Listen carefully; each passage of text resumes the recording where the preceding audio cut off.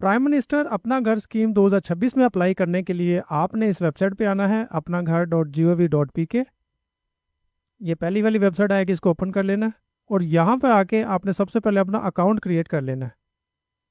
अगर आपने पहले से अकाउंट बनाया हुआ है तो सिंपल आपने लॉगिन करना है, वरना ये जो नीचे क्रिएट अकाउंट का बटन बना है इसको आपने क्लिक करना है और यहाँ पे आके आपने अपनी रजिस्ट्रेशन कर लेनी है। रजिस्ट्रेशन बहुत सिंपल है, आप जस्ट आपका नाम है, CNIC नंबर, आपका मोबाइल नंबर, आपका ईमेल एड्रेस और पासवर्ड, और नीचे आपने रजिस्टर कर लेना। चलिए मैं फटाफट ये सारी इन्फॉर्मेशन लिख लेता हूँ। तो अभी मैंने सारी इन्फॉर्मेशन लिख ली है, तो यहाँ से हम करते हैं रजिस्टर। तो ये देखिए हमारा अकाउंट क्रिएट हो गया। अब यहाँ पे सिंपल हमने NIC और पासवर्ड के साथ लॉगिन करना है। यहाँ पे ये सिक्योरिटी कोड एंटर करना है और साइन इन का बटन दबाना है। जैसे ही आप लॉगिन करेंगे तो आपके सामने ये 3-4 इंस्ट्रक्शंस आ जाएंगे जो बहुत सिंपल है, मैं आपको साथ साथ करके बताऊंगा। तो इस वीडियो में मैं अप्लाई करने का पूरा मेथड बताने के साथ साथ आपको कुछ इसके स्कीम के रूल्स रेगुलेशन भी बताता रहूँगा। सो मेक श्योर कि आप एवरी स्टेप को अच्छे से समझ लें और बाद में आपको परेशानी ना उठानी पड़े। तो यहाँ पे सिंपल पहले आके हमने ये अप्लाई नाउ का बटन दबाना है। सबसे पहले यहाँ पे आपने अपनी कैटेगरी बतानी है कि आप किस किस्म के इंडिविजुअल हैं। जैसे कि आप अगर सैलरी पर्सन है तो इसको चूज़ करेंगे। अगर आपकी इनकम जो है वो किसी और सोर्स से आती है, कोई आप फ्रीलांसिंग करते हैं या आपका कोई इनफॉर्मल सोर्स है, यानी जो सैलरी और बिजनेस के अलावा होगा, तो आपने ये चूज़ करना है। अगर आपकी बिजनेस इनकम है, यानी आपका कोई छोटा बड़ा जिसे किसी भी किस्म का कारोबार है, तो उसके लिए आपने ये चूज़ करना है। और आपने मेक श्योर करना है कि आपका CNIC करेक्ट हो और साथ में आपने इससे पहले किसी भी हाउसिंग स्कीम में या किसी किस्म का कर्जा ना लिया हो, तभी आप इस स्कीम में अप्लाई कर सकते हैं। तो अभी मैंने जिसका अप्लाई करना है वो एक सैलरी पर्सन है, तो हम इस पर क्लिक करेंगे। तो ये देखिए ये हमारे सामने सैलरी वाले पर्सन का फॉर्म जो है वो ओपन हो गया है। तो सैलरी पर्सन के अलावा अगर मैं आपको बिजनेस पर्सन वाले का भी ये फॉर्म दिखाऊं तो वो भी तकरीबन सेम ही है, उसमें कोई इतना खास फ़र्क नहीं है। ये देखें ये भी सेम उसी तरह से का है सारा, ये देखें। तो अभी दोबारा से हम यहाँ से सैलरी वाला चूज़ करते हैं क्योंकि जिनका अप्लाई करना है वो एक सैलरी पर्सन है। मैंने आपको सिर्फ इसलिए दिखाया था आपको पता चल जाए कि बिजनेस वाले में कोई खास फ़र्क नहीं है, सेम ही तरीका है। सबसे पहले यहाँ पे बैंक डिटेल्स देनी है, फिर उसके बाद पर्पज़ देना है। पर्पज़ जारी बात अपना घर बनाना है, प्लॉट लेना है 10 मरले का, या आपने 10 मरले का घर ख़रीदना है तो उसके लिए है। तो क्योंकि ये फाइनेंशियल लिमिट जो है वो 1 करोड़ रुपये तक है, आप इसको 25 लाख, 50 लाख, 75 लाख या 1 करोड़ रुपये तक इसको अप्लाई कर सकते हैं। और ये आपका जो टर्न्योर होगा ये 20 साल के लिए होगा। और 20 साल होने की वजह से आपको जो पहले 10 साल हैं वो आपको 5% फिक्स्ड मार्कअप लगेगा, और उसके बाद जो वाले जो 10 साल होंगे, जो रिमेनिंग 10 ईयर्स, उसमें आपका जो रेगुलर उस ज़माने में चल रहा होगा, जो इस पे लोन के ऊपर जो रेट चल रहा होगा बैंकिंग का, तो वो आपको देना पड़ेगा। वो 10% भी हो सकता है, 15-20, जो भी उस ज़माने में चल रहा होगा 10 साल बाद, तो वही एप्लीकेबल होगा। सिर्फ पहले 10 साल में आपको बचत है, क्योंकि पहले 10 साल में आपसे 5% टैक्स है वो देंगे। और एक बात आपने याद रख लेनी लाजमी कि इसके ऊपर आपको कोई भी प्रोसेसिंग चार्जेस नहीं है और ना ही आपने कोई प्री पेमेंट देनी है, यानी आपको कोई अर्ली पेमेंट देने की ज़रूरत नहीं है। जब तक आपका लोन कबूल नहीं हो जाएगा आपसे बैंक भी कोई ब्रांच या अगर कोई आपसे इस तरह से पैसे मांगते भी आपने नहीं देना, क्योंकि इसके रूल्स रेगुलेशन में ये बात लिखी हुई है कि इसके ऊपर कोई भी प्रोसेसिंग नहीं है, ना ही इसकी कोई प्री पेमेंट है। और एक और बात, ये लोन हासिल करने के लिए मिसाल के तौर पर अगर आप 50 लाख लोन हासिल करते हैं तो उसके ऊपर 10% जो है वो आप खुद अरेंज करेंगे और 90% जो है वो गवर्नमेंट आपको देगी। मिसाल के तौर पर 5 लाख आपने खुद अरेंज करना है और 45 लाख जो है वो गवर्नमेंट देगी। इस तरह से आपने याद रखा है भाई, लोन टू वैल्यू आपको जो है वो 90-10 है। तो चलिए यहाँ पे सबसे पहले बैंक एंटर करते हैं। सबसे पहले ये पूछ रहा है कि आप किस बैंक में अपना ये लोन हासिल करना चाहते हैं, तो आपने यहाँ पे अपना पसंदीदा बैंक जो है उसमें आपने इसको चूज़ कर लेना है। नेक्स्ट आपने उसका ब्रांच नेम बताना है भी किस ब्रांच में है आप इसको हासिल करना चाहते हैं लोन को। नेक्स्ट आपने यहाँ पे बताना है किस सिटी में है आपका वो बैंक। उसके बाद अगर आपके उसी बैंक में आपका ऑलरेडी अकाउंट एक मौजूद है, चाहे वो सैलरी पर्सन का है या आपका कोई और है, लेकिन कोशिश करें कि सैलरी वाला अप्लाई कर रहा है तो अपना वही बैंक अकाउंट चूज़ करे और वही बैंक अकाउंट यहाँ पे लिखे जिसमें उसकी सैलरी आती है, उससे ज़रा प्रोसेस थोड़ा आसान हो जाएगा। तो यहाँ पे अब आपने अपना बैंक अकाउंट लिखना है और यहाँ पे वो IBAN एक्सेप्ट नहीं करे, यहाँ पे अपने सिंपल बैंक अकाउंट नंबर लिखना है जो तकरीबन 15-16 से 17 डिजिट का होता है वो वाला। और इसके बाद आपने उसी बैंक का नाम दोबारा यहाँ पे लिख देना है। ये लिखने के बाद नीचे से हमने ये सेव एंड नेक्स्ट का बटन दबाना है, तो आपकी इन्फॉर्मेशन यहाँ पे सेव हो जाएगी। और अब हम आ जाएंगे यहाँ पे पर्पस ऑफ फैसिलिटी, यानी अब आपको क्या चाहिए यहाँ पे। जाहिर बात है हमने हाउस के लिए अप्लाई करना, अपने घर के लिए, तो अब यहाँ पे चूज़ करना है कि plot plus construction, house plus flat या खाली कंस्ट्रक्शन। इनमें से कोई भी ऑप्शन आपने जो है वो उसको चूज़ कर लेना है। तो मैं यहाँ पे चूज़ करूँगा प्लॉट प्लस कंस्ट्रक्शन के लिए। और यहाँ पे आपने अपनी जो भी आपकी मनचाही अमाउंट हो जो आप हासिल करना चाहते हैं वो आपने यहाँ पे लिख देनी है। उसके बाद नीचे ये आपसे पूछता है भी आपका जो मिनिमम जो है, जैसे मैंने बताया था अभी लोन टू वैल्यू जो है 90/10 है, जो 10 मिनिमम ये रहेगी यहाँ पे। लेकिन अगर आप चाहते हैं कि आपने ज़्यादा इक्विटी अपनी तरफ से ऐड करनी है तो आप यहाँ से अपनी मर्जी की वैल्यू भी ऐड कर सकते हैं। मिसाल के तौर पर आप 30% अपने आप से ऐड करना चाहते हैं और बाकी अमाउंट जो 1 करोड़ में से बाकी 70 लाख आप गवर्नमेंट से चाहते हैं तो आप यहाँ पे 30% लिख देंगे। लेकिन अगर आप सिर्फ 10% ही ऐड करना चाहते हैं जो कि मिनिमम है यहाँ पे, तो आप 10% लिखेंगे, बाकी 90% जो है वो गवर्नमेंट की तरफ से आएगा। इसके बाद नेक्स्ट अब आपने बताना है कि आपकी जो प्रॉपर्टी जो आप यहाँ पे परचेज करना चाहते हो प्लॉट प्लस कंस्ट्रक्शन वो किस सिटी में है, उस सिटी का नाम लिखेंगे। नेक्स्ट यहाँ पे आपने लोन की टेन्योर बतानी है, अभी कितने साल के लिए आपको चाहिए। आप अपनी मर्जी से चूज़ कर सकते हैं लेकिन मैक्सिमम यहाँ पे जो है वो 20 ईयर है, तो आपने 20 ही चूज़ कर लेना है। आप कम चूज़ करना चाहो तो कर सकते हैं। ये लिखने के बाद आपने इसको सेव एंड नेक्स्ट करना है।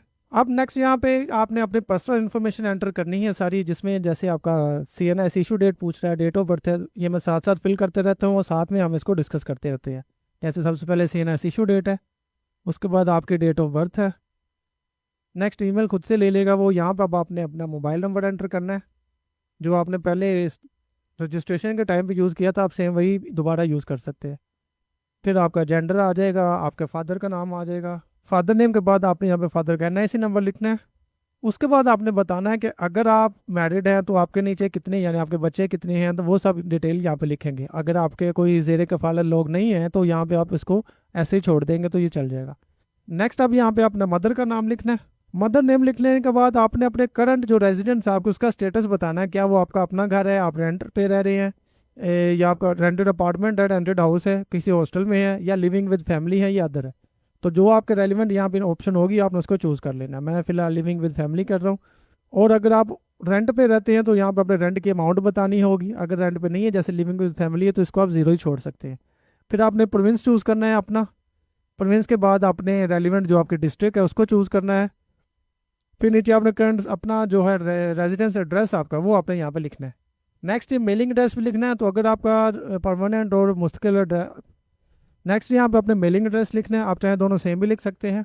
इसके बाद यहाँ पे आपके को एप्लीकेंट की इन्फॉर्मेशन देनी है आपने। मिसाल के तौर पर अगर आप खुद अकेले अप्लाई नहीं कर रहे, आपका भाई भी आपके साथ अप्लाई करना चाह रहा है, तो वो एक ही एप्लीकेशन में दोनों एंटरटेन हो जाएंगे। यहाँ पे आप जैसे यस पे क्लिक करेंगे तो यहाँ पे आपने अपने उस भाई की, अपने वाइफ की जो भी इंफॉर्मेशन होगी वो यहाँ पे एंटर करनी है। मिसाल के तौर पर उसका नाम आ जाएगा, उसके साथ रिलेशन क्या आपका, वो सन है, डॉटर है, वाइफ है, जो भी को एप्लीकेशन आपका इसमें बनेगा तो आप उसकी इन्फॉर्मेशन देंगे। अगर कोई नहीं है तो आपने सिंपल नो कर देना। अगर है तो आपने यहाँ पे यस करना है और यहाँ पे उसकी डिटेल एंटर करनी है। मेरे केस में यहाँ पे है तो इसलिए मैं इसकी इन्फॉर्मेशन एंटर कर दूंगा। यहाँ पे उसका CNIC नंबर आएगा, उसका मोबाइल नंबर आएगा। नेक्स्ट देन आपके जो को एप्लीकेंट होगा उसकी ईमेल आएगी, साथ में उसकी अगर इनकम है तो यहाँ पे आप लिख देंगे। अगर वो भी जॉब करता है कोई इस तरह से चीज़ तो उसकी जितनी भी सैलरी होगी वो आप यहाँ पे लिख सकते हैं। अगर नहीं भी है तो जितनी उसकी मंथली इनकम बनती है वो यहाँ पे आप लिख लेंगे। फिर आपने गारंटर का नाम देना है, ये आपका कोई भी क्लोज रिलेटिव या कोई दोस्त अहबाब हो सकता है वो लिख देंगे आप। अगर उसकी भी इनकम है तो वो लिखेंगे आप यहाँ पे, और साथ में उसका NIC नंबर।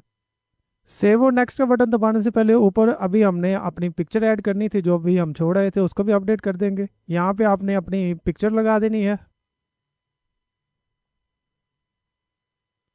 पिक्चर ऐड कर देने के बाद आप नीचे से अब हम इसको सेव एंड नेक्स्ट कर देंगे। नेक्स्ट यहाँ पे आगे आपके एम्प्लॉयमेंट डिटेल, यानी अब आप जो सैलरी पर्सन है उसने अपने एम्प्लॉयमेंट की डिटेल बतानी है कि वो कहाँ पे जॉब करता है, किस डिपार्टमेंट में है, तो यहाँ पे ये उसकी सारी इन्फॉर्मेशन आएगी। पहले नंबर पे जैसे एम्प्लॉयर का नाम है। उसके बाद नेक्स्ट आपने बताना है यहाँ पे आपकी जॉब कॉन्ट्रैक्चुअल है या परमानेंट है, तो आपने परमानेंट होने की सूरत में परमानेंट को चूज़ कर लेना है। फिर आपने एम्प्लॉयर का एड्रेस बताना है कि उसका एड्रेस है किधर का, यहाँ पे उस ऑफिस का एड्रेस आपका जो होगा वो यहाँ पे आ जाएगा, ऑफिस एड्रेस लिखेंगे आप यहाँ पे। नेक्स्ट आपने अपना डेजिग्नेशन बताना है कि जो भी उस ऑफिस में आपका डेजिग्नेशन आप वो यहाँ पे लिख देंगे। फिर आपने अपनी ज्वाइनिंग डेट बतानी है, जिस डेट को आपने उसको ज्वाइन किया था। उसके बाद आपने अपनी नेट मंथली इनकम बतानी है यहाँ पे, यानी एक तो आपकी ग्रॉस इनकम आती है और एक आपका आती है नेट। जो नेट इनकम आपने वो बतानी, ग्रॉस इनकम में से क्योंकि टैक्सेस वगैरह कट जाते हैं पीछे रह जाती है नेट इनकम, तो आपने वो बतानी है यहाँ पे। नीचे आपने अपने ऑफिस का कॉन्टैक्ट नंबर बताना है, जो आपका ऑफिस का वहाँ पे जो ऑफिशियल नंबर होगा आपका। हो सकता है यहाँ पे वो कॉल करके थोड़ी वेरिफिकेशन भी करें कि भी आप वाकई यहाँ के एम्प्लॉई हैं, और मज़ीद जो भी पूछना चाहें वो इस पे पूछ सकते हैं। ऑफिस का नंबर लिख लेने के बाद यहाँ पे आप पूछ रहे हैं भी अगर आपके यानी अगर आप इससे पहले किसी और डिपार्टमेंट में काम कर रहे थे और अब आप करंट डिपार्टमेंट में काम कर रहे हैं, तो यहाँ पे अपने प्रीवियस डिपार्टमेंट जो अभी आप काम कर रहे हो उससे पिछले डिपार्टमेंट का नाम जो है वो आपने यहाँ पे लिखना है। अगर कोई होगा लिख दे, नहीं होगा तो इसको आप खाली भी छोड़ सकते हैं। ये इन्फॉर्मेशन फिल कर लेने के बाद आपने सेव एंड नेक्स्ट का बटन दबा। तो ये यहाँ तक आपकी इन्फॉर्मेशन सारी सेव होगी। अब हमने यहाँ पे अपने डॉक्यूमेंट्स अपलोड करने हैं, जिसमें सबसे पहले आपके CNS की फ्रंट बैक है, फिर आपके एम्प्लॉयमेंट सर्टिफिकेट है। यानी एम्प्लॉयमेंट सर्टिफिकेट से क्या मुराद है, आप अपने ऑफिस में अप्लाई करेंगे। अप्लाई करने के बाद वहाँ से आपको एक सर्टिफिकेट मिल जाएगा कि हाँ जी आप हमारे एम्प्लॉई हैं और यहाँ पे इस डेट से काम कर रहे हैं।